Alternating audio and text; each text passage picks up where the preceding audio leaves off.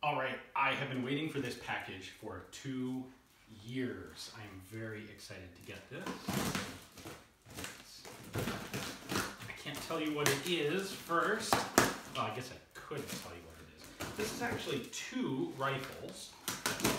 One of them, honestly, one of them would be totally super cool if it were the only one. This one is kind of boring compared to the other one. This guy, this is what I have been waiting for. It took me, assuming that this is what I think it is, this has taken me 2 years to actually get out of France. Oh, yes it is. All right. I've covered it in bubble wrap here. Didn't anticipate the bubble wrap. Holy cow, this knife is dull. So we got magazine pouches. Got the bolt here. We're going to need the bolt.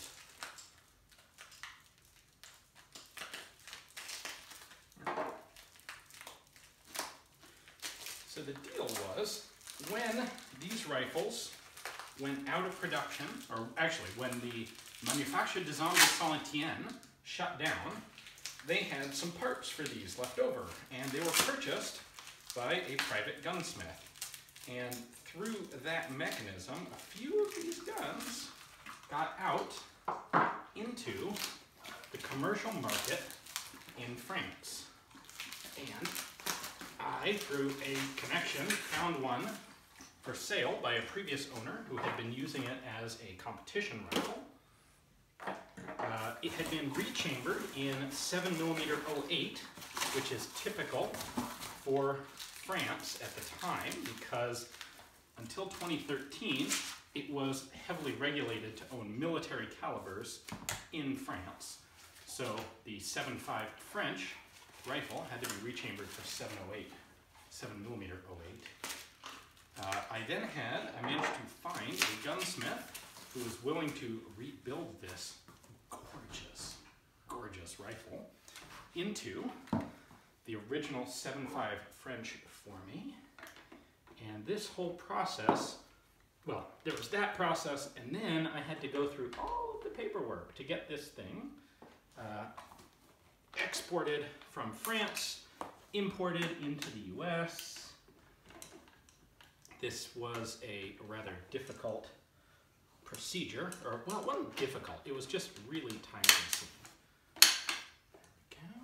There's the bolt, there's the magazine, and then I actually shipped in the scope separately.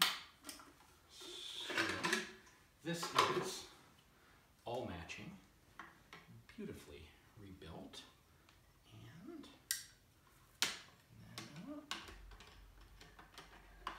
it's been a while since I had to mount this. There, that's it. And voila, un fusil FRF1. This is the French military sniper rifle. These were adopted in the, oh boy, I should have looked up the exact date before I opened the package and had a glass of scotch. In the 60s or 70s. They were updated in the 80s or 90s to the FRF2 pattern, but this is an action based on the MOS 36, but completely new with minimal interchangeable parts, 10-round magazines. They are super freaking cool and awesome and extremely rare in the US. I've only ever seen one other, and it wasn't as nice as mine. So we will have a complete video coming on this at some point. I was gonna say soon, but I've got a bunch of stuff already in the queue, so I don't actually know just how soon it will be, but it will definitely be coming. I should put the, there we go, cheek riser back on it. So I am extremely happy